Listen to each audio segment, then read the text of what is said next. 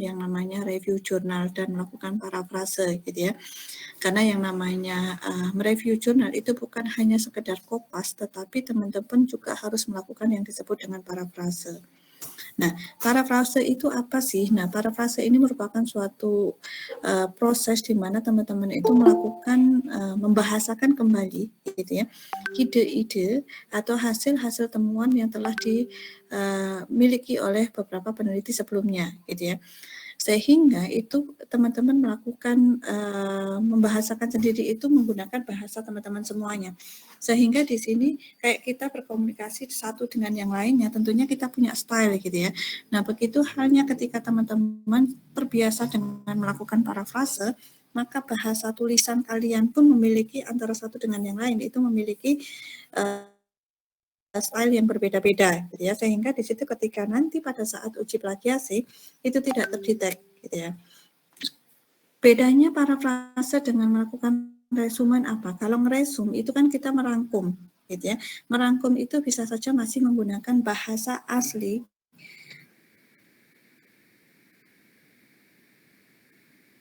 ide-ide yang ingin kita ambil. Tetapi parafrase ini kita betul-betul harus mengubah gitu ya. Mengubah bahasa yang kita gunakan itu dengan jangan sampai sama dengan bahasa yang kita ambil dalam teks orang lain gitu ya. Nah, caranya seperti apa saja?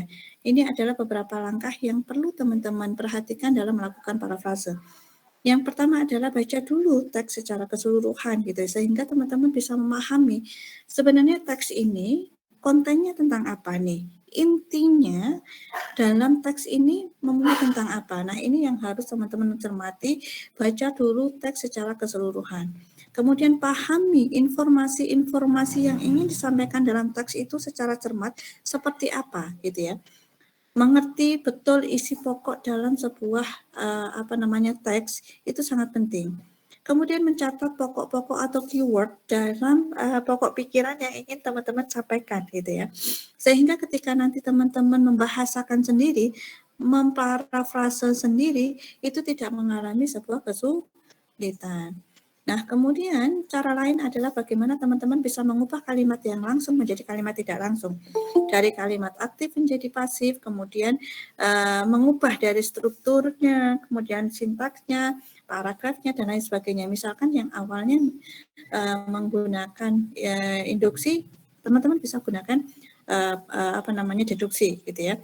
Nah, di situ sehingga apa yang ingin kita sampaikan itu tidak persis bahasanya, katanya, kalimatnya seperti yang kita ambil di dalam teks orang lain. Kemudian kembangkan kalimat inti atau kata kunci secara berurutan gitu, sehingga ide-ide yang ingin kalian sampaikan ini tidak melompat. Jadi runtut gitu ya. Nah, kemudian uraikan kembali menjadi paragraf yang singkat dengan memakai bahasa sendiri. Artinya bahwa teman-teman ketika melakukan parafrase itu menggunakan bahasa kalian. Gitu ya. Jadi caranya dengan bagaimana tadi bisa mengubah dari kalimat aktif menjadi pasif. Misalkan menggunakan kalimat langsung menjadi tidak langsung gitu ya. Meskipun maknanya sama tapi menggunakan bahasa yang berbeda. Oke, kemudian perbedaan parafrase dengan meringkas. Parafrase ini teman-teman menggunakan bahasa sendiri, sedangkan meringkas gitu ya, frase-frase yang digunakan masih bisa menggunakan bahasa aslinya gitu ya. Kemudian cara-cara contoh ketika teman-teman mau melakukan parafrase, misalkan mengubah dari kalimat aktif menjadi pasif. Misalkan kalimat aktifnya adalah Rani membaca buku diubah menjadi buku sedang dibaca oleh Rani. Nah, ini kan ketika nanti pada saat masuk dalam uji plagiasi gitu ya, misalkan Turnitin dan lain sebagainya, itu tidak terdetek. Kontennya sama, intinya sama, tetapi frase-frase yang digunakan itu berbeda. Nah, ini contohnya gitu ya. Contoh teman-teman melakukan parafrase gitu ya. Nanti teman-teman baca sendiri karena memang malam ini saya akan menyampaikan 3 materi gitu ya. Supaya nanti teman-teman ketika kan setelah ini teman-teman mengumpulkan proposal untuk UTS-nya. Setelah UTS teman-teman akan turun lapangan. Gitu ya, turun lapangan, membuat guideline interview, turun lapangan untuk mengambil data-data sesuai dengan tema-tema yang sudah teman-teman buat. Nah, kemudian ini adalah konten yang harus teman-teman perhatikan pada saat melakukan review jurnal. Yang pertama adalah judulnya apa? Cantumkan dulu. Kemudian latar belakang problem yang ingin disorotin itu seperti apa? Misalkan jurnal terkait dengan body shaming gitu ya. Nah, ini masalahnya apa terkait dengan body shaming ini di dalam jurnal tersebut, sehingga harus diuraikan gitu ya. Kemudian rumusan masalahnya apa atau research question-nya apa, kemudian kalaupun perlu berikan tujuan penelitian secara singkat gitu ya, terkait dengan mengapa sih peneliti tertarik melakukan penelitian ini, tujuannya untuk apa. Kemudian sekilas teori tentang siapa, gitu, menggunakan teorinya siapa, lalu teori apakah itu. Misalkan body shaming ini menggunakan teorinya siapa. Nah, kemudian juga uraikan secara singkat, padat, dan jelas tentang metode penelitiannya. Metodenya menggunakan apa? Kualitatif, kuantitatif, gitu ya. Dengan menggunakan pendekatan apa? Apakah case method, fenomenologi, ataukah biografi, dan lain sebagainya. Teknik analisa datanya menggunakan apa? Subjeknya siapa? Kemudian teknik pengumpulan datanya menggunakan apa? Apakah kuesioner atau wawancara atau observasi dan lain sebagainya. Ya, jadi dijelaskan di situ berapa jumlah subjeknya, siapa subjeknya, karakteristik subjeknya seperti apa, dan lain sebagainya. Itu jelaskan secara detail, ringkas, dan padat. Sehingga kita ketika membaca hasil review kalian itu paham dengan apa yang sudah kalian buat. Hasilnya, hasil uraikan hasil dalam penelitian ini, gitu ya. Tentunya dengan menggunakan efisiensi kalimat yang kalian buat. Jadi hasil itu tidak lagi menjabarkan secara detail, tetapi secara singkat terkait dengan hasil penelitian ini apa. Kesimpulan dan saran dalam penelitiannya apa. Nah, yang terakhir yang paling penting adalah bagaimana teman-teman mencermati dan menyoroti terkait dengan jurnal yang kalian review, yakni terkait dengan analisis dari jurnal tersebut. Teman-teman bisa mengkritisi dari misalkan penggunaan metode. Apakah metodenya ini cocok ketika seseorang melakukan penelitian X misalkan. Nah, kalau tidak cocok menurut teman-teman, ini metode yang tepat seperti apa? Lalu kemudian misalkan hasilnya, apakah hasilnya ini memang apa namanya signifikan atau tidaknya? Apakah hasilnya ini kurang kredibel atau seperti apa? Nah, teman-teman bisa mencermati itu. Nah, selain itu, teman-teman juga bisa menyoroti terkait dengan kelebihan dan kekurangan dari research yang kalian review gitu ya, atau jurnal yang kalian review. Ini yang terpenting. Oke, untuk langkah-langkah jurnal adakah yang ingin ditanyakan? Sebelum saya lanjutkan ke materi selanjutnya. Belum ada? Kita lanjut? Oke. Kita lanjut? Permisi, Bu. Ya Kak Riki. Mohon maaf, Bu. Boleh nggak, Bu, diizinkan ada volunteer yang ingin bantu? Saya ingin masuk, soalnya belum bisa masuk. Boleh. Ya, Bu. Tadi mau... Kayaknya sudah masuk, Kak. Belum diizinkan, Bu. Ya, karena saya ngasih materi ya, jadi sehingga saya fokusnya ke materi dulu gitu ya. Sudah saya klik. Oke, Bu. Baik, terima kasih. Oke. Sama-sama. Selanjutnya terkait dengan cara pembuatan proposal gitu ya, karena ini teman-teman untuk membuat nanti UTS-nya ya. Proposal itu terdiri dari bab 1, bab 2, bab 3 gitu ya. Bab 1 ini terdiri dari apa aja? Yang perlu kalian buat adalah research itu adalah tampangnya atau wajahnya itu terletak di bab 1. Jadi dalam membuat latar belakang masalah itu sangat-sangat harus betul-betul diperhatikan. Karena bahwa ketika kita melihat research ini berkualitas atau tidaknya, kita lihat dari latar belakang masalahnya. Bagaimana teman-teman bisa menguraikan, membuat alasan, menunjukkan urgensi penelitian, itu terletak di latar belakangnya. Nah, dalam membuat latar belakang itu berasal dari apa? Dari fenomena, kasus, kemudian masalah-masalah yang memang kalian temukan di masyarakat, sehingga itu diuraikan, kemudian dikorelasikan dengan penelitian-penelitian terdahulu di poin 5, gitu ya. Karena poin 5 ini merupakan suatu dasar sebagai bentuk dasar dalam pembuatan latar belakang. Nah, kemudian dilanjutkan ketika latar belakang masalah ini sudah selesai, maka dilanjutkan research question. Sebenarnya apa sih yang ingin ditanyakan atau pertanyaan-pertanyaan penelitiannya terkait dengan apa? Kemudian juga terkait dengan tujuan penelitiannya apa, manfaat penelitiannya juga apa, gitu ya. Nah, ini bab 1. Kemudian di bab 2-nya ini meliputi definisi dari variabel konstruk yang kalian teliti. Misalkan body shaming, berarti definisinya body shaming itu apa? Kemudian dimensi atau aspeknya apa aja. Nah, ini yang harus kalian cari gitu ya, cari teori terkait dengan body shaming. Nah, kemudian definisi subjek yang digunakan misalkan adalah mahasiswa. Body shaming misalkan gambaran body shaming pada mahasiswa pengguna IG. Nah, berarti kan teman-teman harus mendefinisikan mahasiswa. Mahasiswa itu siapa? Usia apa? Masa perkembangan apa? Dan lain sebagainya. Nah, itu harus diuraikan di bab 2. Selanjutnya di bab 2 ini masih membahas tentang kerangka berpikir penelitian. Kerangka berpikir penelitian ini merupakan alur bagaimana teman-teman melakukan sebuah research. Gitu ya. Misalkan dari fenomena yang terjadi, kemudian solusi apa yang kalian tawarkan?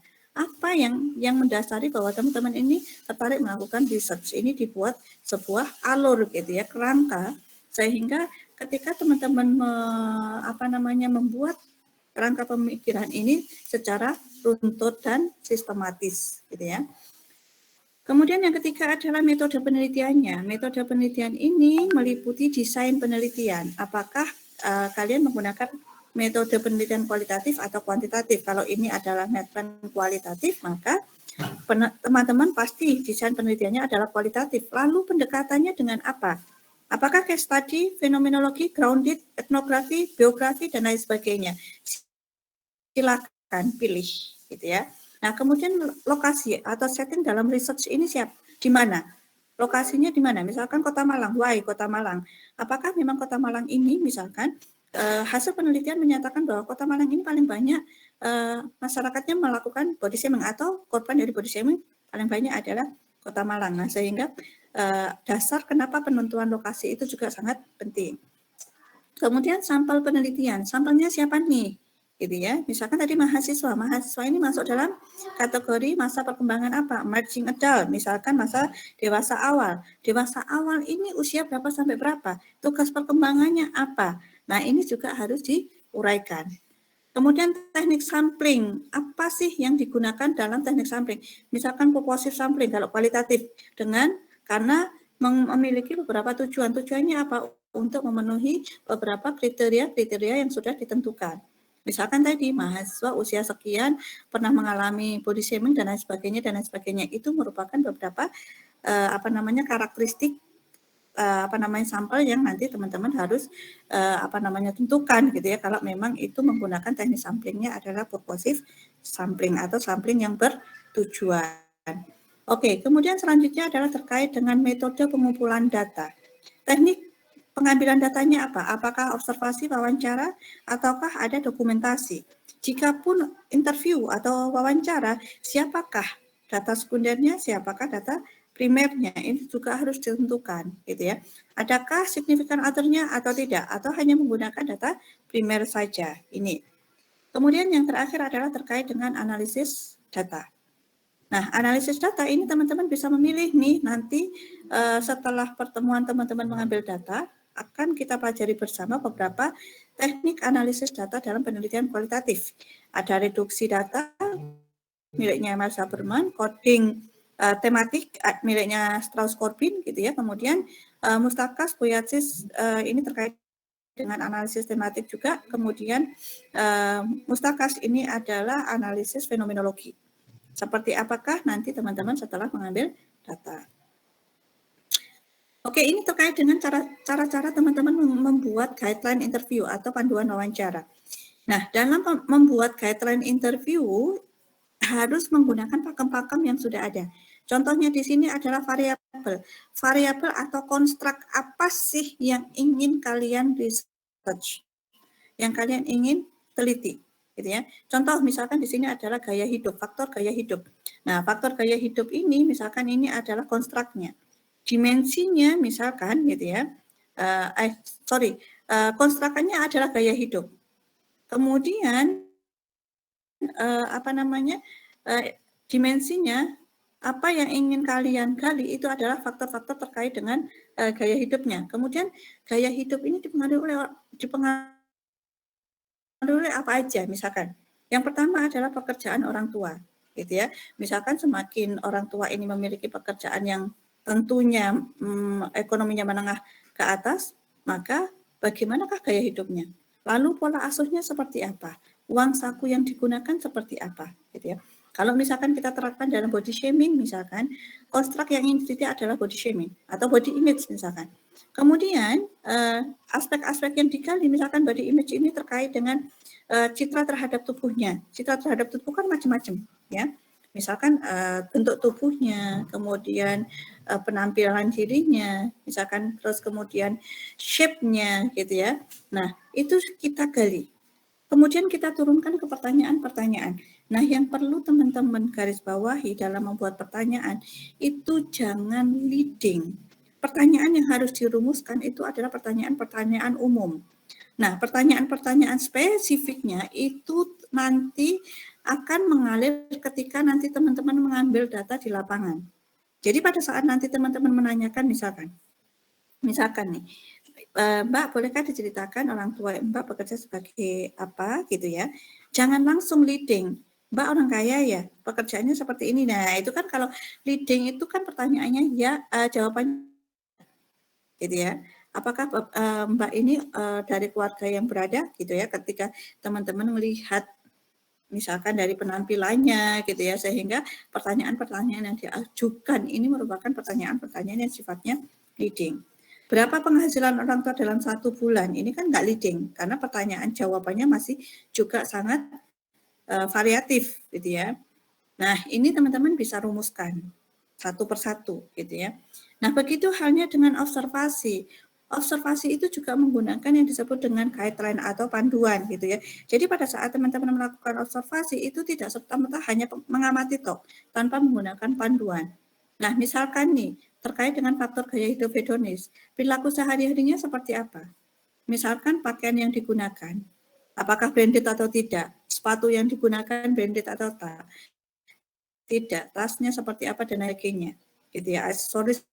Aksesoris yang digunakan ini branded atau tidak, terus kemudian makannya di mana dan lain sebagainya. Ini kan bisa kita observasi, gitu ya. Kemudian teman-temannya seperti apa? Apakah dia hanya memilih teman-teman yang memang sekufu atau selevel dengan dia, atau seperti apa? Nah, ini juga merupakan panduan ketika kita melakukan sebuah observasi.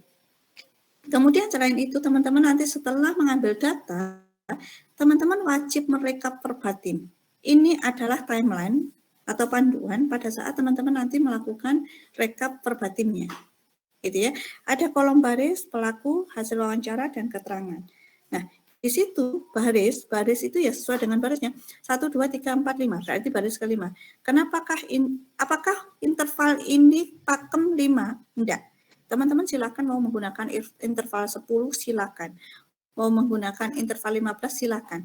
Interval 5 ini untuk mempermudah kita untuk mengecek kembali ketika nanti pada saat melakukan pembahasan itu kan nanti kita cantumkan di coding gitu ya. Coding dia misalkan informan A kemudian baris sekian. Nah, ketika kita mencantumkan baris sekian, itu untuk mengecek verbatimnya lebih mudah. Kita tidak perlu menghitung baris satu persatu. Kita ngecek, oh ini baris sekian, setelah itu baris sekian. Gitu. Nah, kemudian pelaku ini were dan we. Were ini adalah interviewer yang melakukan wawancara, we ini yang diwawancarai. Nah, hasil wawancaranya seperti apa? Keterangannya ini bisa teman-teman berikan keterangan terkait dengan proses dalam wawancara, misalkan di situ masih tahap rapot, kemudian sudah masuk misalkan dimensi A, dimensi B, dimensi C maupun dimensi D. Ini cara untuk mempermudah teman-teman pada saat nanti melakukan rekap analisis data. Gitu ya, ketika teman-teman menulis sistematika verbatim seperti ini. Oke, sampai di sini adakah yang ditanyakan?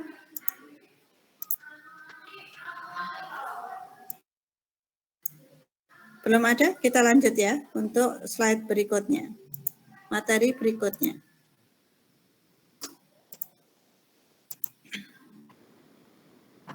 Oke, selanjutnya adalah terkait dengan teknik pengambilan data kualitatif, gitu ya.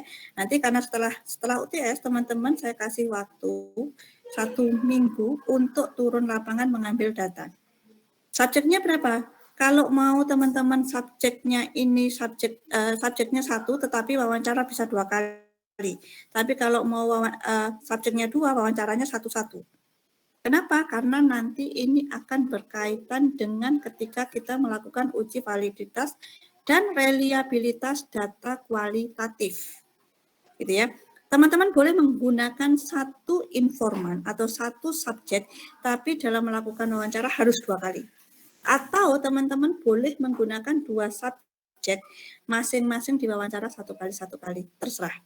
Anda memilih yang mana yang memungkinkan buat kalian semuanya. Oke, kita lanjut ke terkait dengan teknik pengambilan data kualitatif. Nah, di dalam teknik pengambilan data kualitatif itu ada macam-macam, teman-teman. Ada interview, observasi, bahkan foto voice. Nah, foto voice ini yang mungkin menurut teman-teman ini masih asing gitu ya. Bagaimana kita bisa melakukan pengambilan data itu dengan foto voice, karena tidak semua konstruk yang kita teliti itu bisa kita gunakan dengan pengambilan data berupa foto voice. Foto voice ini memang kita harus mengetahui dulu konstruk yang kita teliti itu terkait dengan apa. Apakah kita bisa menggunakan metode pengambilan data foto voice atau tidak. Misalkan nih, kita bisa menggunakan foto voice. Ini adalah terkait dengan sarana prasarana di kota atau di kampus gitu. Apakah sudah memenuhi atau belum. Nah, ini bisa menggunakan teknik foto voice. Kita menjepret gitu ya fasilitas-fasilitas yang representatif atau tidaknya. Karena foto-foto itu akan berbicara, memiliki makna. Sehingga kita bisa mengejawantahkan gitu. Tetapi berbeda halnya ketika teman-teman mau melakukan research terkait dengan misalkan body shaming, apanya yang mau difoto voice kan? Gitu ya. Jadi teman-teman bisa melihat bahwa teknik pengambilan data yang tepat untuk konstruk atau variabel yang diteliti oleh teman-teman yang mana. Nah, yang sering dilakukan oleh peneliti dalam penelitian kualitatif ini adalah interview, observasi, FGD juga bisa gitu ya. Kalau FGD berarti subjeknya harus lebih dari harus banyak gitu ya. Yang namanya fokus group discussion itu adalah membutuhkan sebuah grup untuk mendiskusikan terkait dengan situasi atau kasus-kasus yang mereka hadapi. Kemudian dokumentasi ini macam-macam, bisa diary, catatan harian gitu ya, kemudian rekam medis dan lain sebagainya, itu bisa dijadikan sebagai dokumentasi. Dokumentasi itu bukan foto-foto pada saat teman-teman melakukan wawancara di foto jebret, itu bukan. Ya, karena dokumentasi kalian melakukan wawancara kemudian di foto jebret itu tidak memiliki makna apapun. Sedangkan dokumentasi yang dimaksud di sini adalah dokumen-dokumen pribadi yang bisa kita kaitkan, kita analisis hasilnya terkait dengan research kita. Nah, ini adalah terkait dengan interview ya, teman-teman nanti bisa membaca sendiri interview itu apa gitu ya. Kemudian macam-macamnya, ada wawancara terbuka, tertutup, primer, sekunder, kemudian ada lagi yang terstruktur, semi terstruktur, tidak terstruktur gitu ya. Nah, yang sering teman-teman ambil pada saat melakukan research itu adalah semi terstruktur. Kenapa? Karena semi terstruktur ini dia menggunakan panduan, tetapi fleksibel atau dinamis dalam proses pengambilan wawancaranya. Sedangkan terstruktur ini menggunakan guideline atau panduan, tetapi dia harus saklek sesuai dengan panduannya. Sedangkan tidak terstruktur, dia tidak menggunakan panduan. Ini kelemahannya, sehingga kita tidak bisa mengatur ketika orang tidak tidak sensitif terhadap alur pembicaraan. Ketika dia menggunakan teknik wawancara tidak struktur, maka justru dia akan melebar kemana-mana gitu ya, sehingga peneliti ini mengalami kesulitan untuk memetakan atau mengcoding, menemakan gitu ya, sesuai dengan tema-tema yang di research. Jadi rekomendasinya adalah menggunakan semi terstruktur karena lebih enak, ada panduan, bahasanya kita fleksibel. Anda misalkan menggunakan bahasa Jawa silakan, meskipun meskipun di panduan pakai bahasa Indonesia gitu ya. Di panduan pertanyaan-pertanyaannya umum, kemudian ketika teman-teman research di lapangan, itu teman-teman bisa lebih fleksibel dengan menggunakan bahasa yang lebih spesifik sesuai dengan alur pembicaraan atau alur yang digali oleh teman-teman. Nah, kemudian sikap interviewer atau sikap sebagai seorang wawancara, kita harus netral. Tidak boleh memberikan intervensi kepada V. Oh, nggak boleh gitu, Bu, nggak boleh itu, dan lain sebagainya, nggak boleh. Karena yang ingin kita ambil itu adalah data adanya. Data yang valid dan reliable menurut penelitian kualitatif itu adalah data yang apa adanya. Kita tidak boleh memberikan sebuah intervensi terhadap subjek. Jadi kita tidak boleh memberikan penilaian bahwa ini baik atau buruk kepada subjek, tetapi kita terima informasi apapun yang sudah diberikan oleh subjek kepada kita. Kemudian hindari ketegangan gitu ya, supaya subjek ini bisa bercerita apa adanya gitu ya, tidak mengalami sebuah kelupaan gitu ya. Terkadang kan yang namanya manusia terjadi human error gitu ya, memberikan informasi yang salah. Nah, kemudian ketika dilakukan wawancara lagi, memberikan informasi yang berbeda. Nah, kemudian teman-teman cross check yang benar yang mana. Oh, karena kemarin lupa. Nah, sekarang baru ingat. Nah, itu kan bukan berarti bahwa interviewee ini melakukan faking bad, gitu ya. Sehingga kita tidak bisa langsung mengatakan bahwa subjek ini mengalami faking good atau faking bad. Kita lihat dulu dinamikanya seperti apa. Kemudian observasi itu apa sih, gitu ya. Nah, teman-teman juga silakan baca. Observasi ini merupakan sebuah kegiatan dalam melakukan pengamatan, merekam, melihat, menghitung, mengukur, dan mencatat sebuah kejadian yang ingin kalian teliti, gitu ya. Kemudian macam-macam observasi, ada observasi partisipan, non-partisipan, dan membership, gitu ya.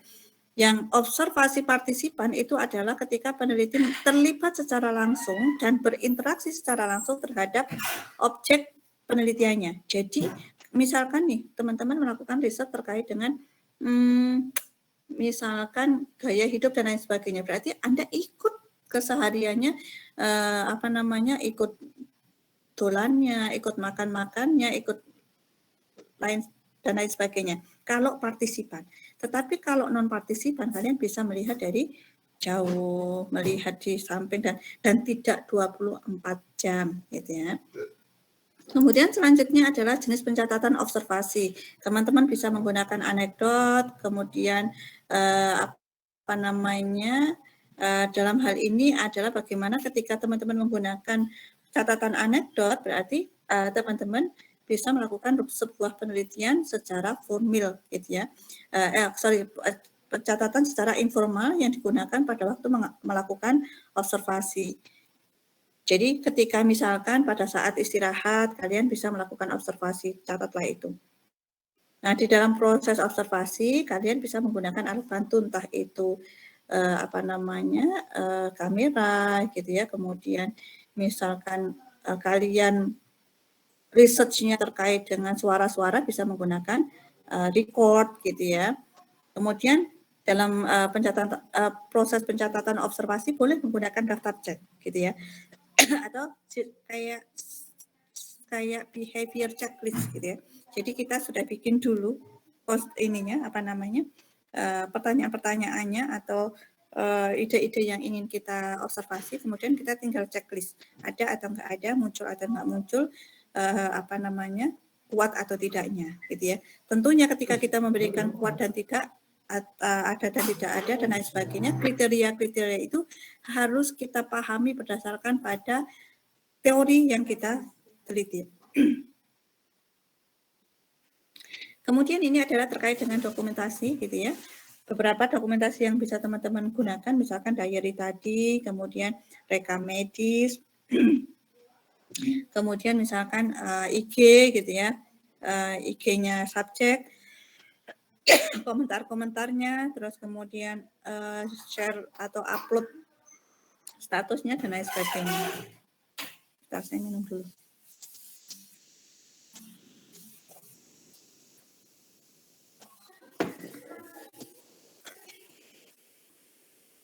Kemudian selanjutnya adalah Ini contoh-contoh beberapa dokumen ya, teman-teman. Silakan nanti baca sendiri terkait dengan FGD. FGD ini adalah suatu proses dalam menyampaikan persepsi atau suatu isu atau topik atau minat tertentu dalam dunia kerja yang pada akhirnya nanti akan melahirkan kesepakatan dan juga pengertian baru terkait dengan isu tersebut. Artinya di sini adalah bagaimana subjek ini berupaya untuk berdiskusi bersama terkait dengan masalah-masalah, isu, problem yang dihadapi oleh mereka. Lalu bagaimana penyelesaiannya dan lain sebagainya, itu bisa kita lihat dinamikanya pada saat melakukan FGD. Kita sebagai observer, gitu ya, dengan memberikan kasus. Nah, ketika mereka membaca kasus, apa yang mereka lakukan, gitu ya. Kemudian foto voice. Ini adalah memang di dekade terakhir ya, kalau nggak salah sekitar 5 tahun terakhir baru ngehit gitu ya. Kalau foto voice ini bisa dijadikan sebagai salah satu metode dalam pengambilan data gitu, tapi tidak semua konstruk yang ingin diteliti khususnya ada psikologi gitu ya. Psikologi ini kan konstruknya banyak yang sifatnya abstrak gitu ya. Persepsi bagaimana kita bisa memfoto persepsi orang, itu kan nggak bisa ya. Kemudian hal-hal lainnya yang memang itu bersifat abstrak. Ini sudah guideline interview. Oke, sampai di sini adakah yang ditanyakan?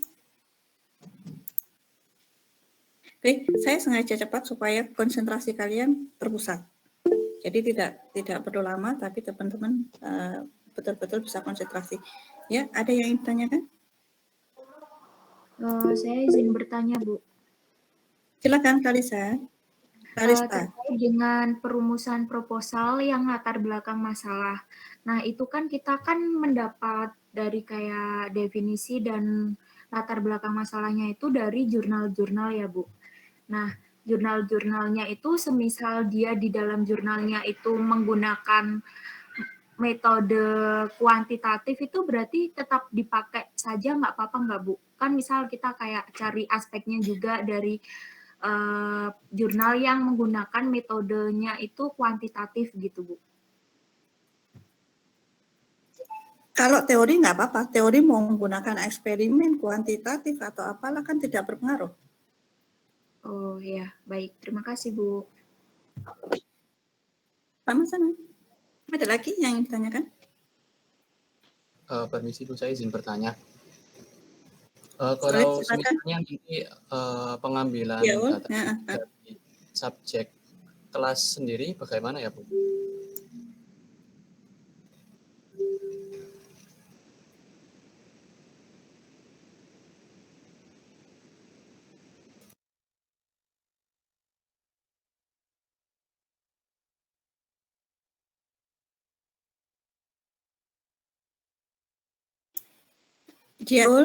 Diulang deh. Kayaknya tadi koneksi saya yang bermasalah. Coba diulang lagi. Ya Bu. Pertanyaan saya, kalau semisal pengambilan datanya itu dari subjek satu kelas sendiri, bagaimana ya Bu? Apakah boleh? Satu kelas sendiri maksudnya? Maksud saya subjeknya itu teman-teman yang subjekmu adalah satu yang dalam satu kelas. Ya, seperti itu. Ya nggak apa-apa. Ya nggak apa-apa. Yang penting adalah tetap menjaga objektivitas dalam mengambil sebuah data, bukan subjektif, gitu ya. Jadi apa adanya yang memang sesuai dengan guideline yang sudah dirumuskan. Boleh aja. Yang tidak boleh itu kan kita memasukkan unsur subjektivitas pada saat melakukan research. Oh begitu, ya. Baik Bu. Kalau untuk gitu deh. Ya. Minimal subjeknya berapa ya Bu? Kalau ini kan masih latihan ya, kita latihan nanti teman-teman pada saat turun lapangan latihannya tadi saya sudah mengatakan boleh satu, tapi dalam mengambil melakukan wawancaranya 2 kali. Kalau subjeknya 1 orang, ya. Tapi kalau misalkan mau ngambil subjeknya 2 orang, maka masing-masing silakan wawancara 1 kali. Ini nanti keterkaitannya terkait dengan validitas dan realitas data yang kalian miliki. Begitu ya. Silakan pilih apakah 1 atau 2. Kalau 1 berarti harus diwawancara 2 kali. Ya, artinya 2 kali itu bukan waktu yang bersamaan, misalkan pagi diwawancara dari jam 8 selesai jam 9 misalkan, jam 10 diwawancara lagi, enggak. Kasih jeda dulu. Ya, jeda 2 hari atau 1 minggu gitu dilakukan wawancara lagi. Kalau jedanya tidak terlalu jedanya ini berdekatan, khawatirnya adalah subjek ini menghafal pertanyaan-pertanyaan yang kalian lontarkan. Padahal sebenarnya yang kita tanyakan kan bukan benar dan salahnya, tetapi pengalaman terkait apa yang dirasakan oleh informan kan, begitu. Ya. Oh, begitu, baik Bu. Begitu, ya. Ada lagi yang ingin ditanyakan? Ibu, saya izin Teman-teman? bertanya. Boleh, Vika, silakan. Izin ini aja Bu, make sure aja untuk wawancaranya, kalau satu subjek itu kan 2 kali wawancara, itu dengan pertanyaan atau gugatan wawancara yang sama atau bagaimana Bu? Tetap dengan guideline yang sama. Kalian mau menggunakan bahasa yang berbeda silahkan, tapi panduannya tetap sama. Yang digali pun sama. Oh, baik Ibu, terima Itu, kasih Vika? banyak. Ya, terima kasih banyak. Sama-sama. Ada lagi? Ada lagi, teman-teman? Izin untuk bertanya, Bu. Boleh, Salma, silakan. Saya bertanya bukan terkait wawancara, tapi terkait penugasan review jurnal. Itu kita kan sebelumnya disuruh untuk mencari jurnal itu 3 buah jurnal. Itu kita mereviewnya itu 1 jurnal atau 3-tiganya ya, Bu? Terima kasih. Reviewnya, jurnalnya berbeda-beda, tapi tema yang sama. Ya, misalkan mereview terkait dengan judulnya adalah, judul penelitian kalian adalah body shaming. Kan macam-macam tuh judul dalam body shaming itu.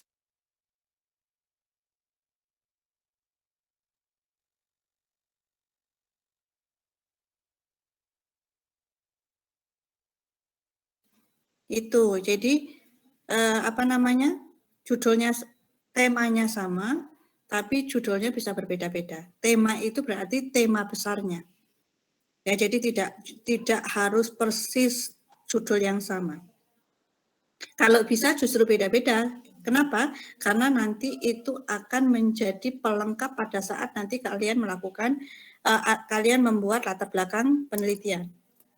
Gitu ya. Jadi ketika nanti membuat latar belakang penelitian, kalau kalian mereview judul yang berbeda-beda dengan tema yang sama, berarti nanti enak tuh. Itu. Begitu, Salma, mudah-mudahan bisa membantu. Mohon maaf, ada lagi? Bu, saya sebelumnya kurang mengerti itu, untuk review jurnal itu jadinya hanya salah satu jurnal saja yang dari yang kita ambil, Bu? Bukan hanya 1, minimal 2. Kalian masing-masing, kan kalian itu berkelompok toh tugasnya untuk proposal itu, ya kan? Temanya pada saat kalian melakukan research itu kan kelompok. Misalnya kelompok kalian temanya mendapatkan body shaming. Berarti masing-masing kalian mereview jurnal tentang body shaming. Temanya itu body shaming, judulnya bisa berbeda.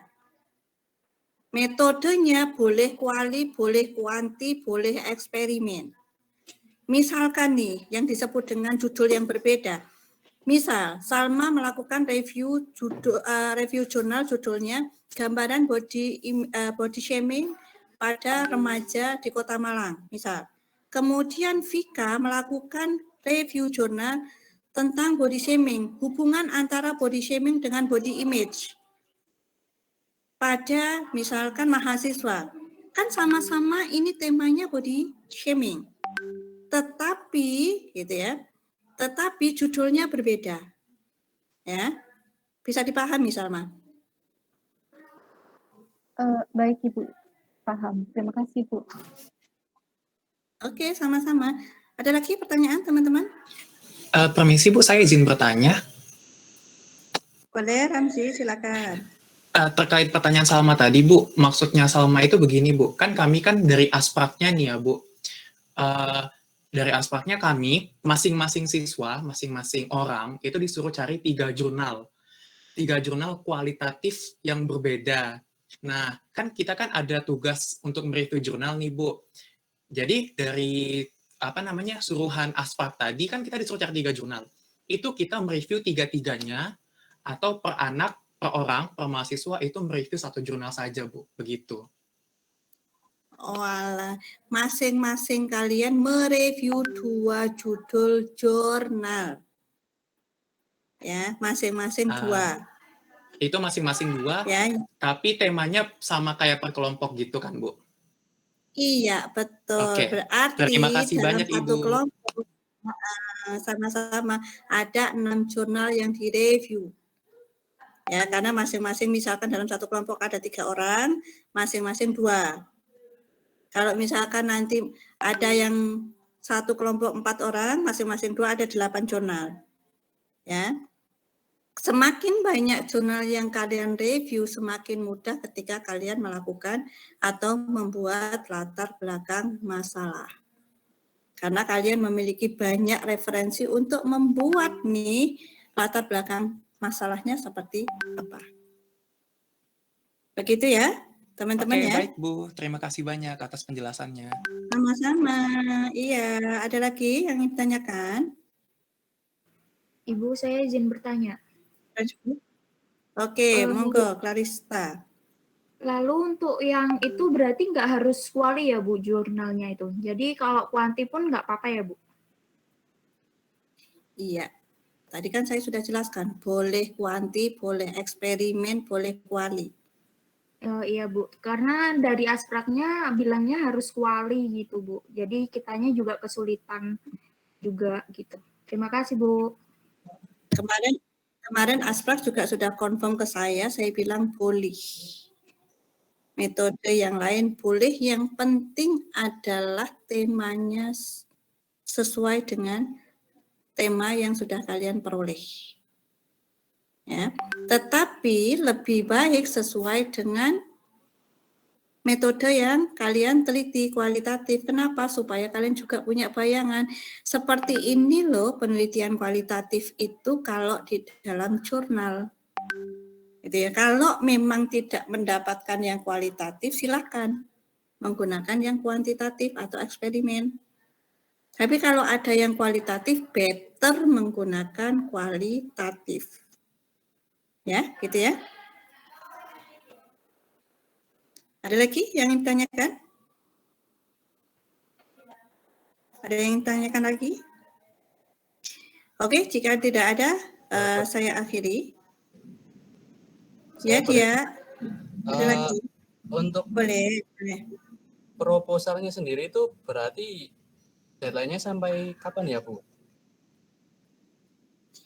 Atau mungkin belum? Harus, kita Senin ya, oke. Saya kasih deadline minggu depan, bukan minggu depan besok ya. Bukan minggu depan besok, harusnya minggu depan besok gitu ya. Karena saya baru ngasih materi hari ini, saya undurkan lagi di hari Jumatnya ya. Kalian nanti kumpulkan di hari Jumat. Atau saya kasih waktu 1 minggu deh, sampai minggu aja. Minggu, karena nanti Senin depannya kalian langsung turlap. Ya, guideline-nya sambil membuat guideline interview, dan kalian jangan lupa konsultasi untuk membuat guideline interviewnya ke asprak. Ya. Betul. Berarti itu minggu tanggal 16 mungkin ya, Bu. Atau tanggal 9. Tanggal 16 ya, Bu. Saya nggak hafal soalnya. Tanggal berapa? Ya, minggu tanggal 16. 16 Oktober ya. Baik. Oke, ada lagi? Sudah? Jika sudah, kita akhiri ya. Jangan lupa presensi teman-teman di Gapura ya. Oke, terima kasih buat teman-teman. Selamat beristirahat semuanya dan semangat untuk menjalankan tugas UTS-nya ya, proposalnya ya. Terima kasih. Wassalamualaikum warahmatullahi wabarakatuh. Waalaikumsalam Waalaikumsalam. warahmatullahi Terima kasih banyak, wabarakatuh. Bu. Bu. Terima kasih Bu.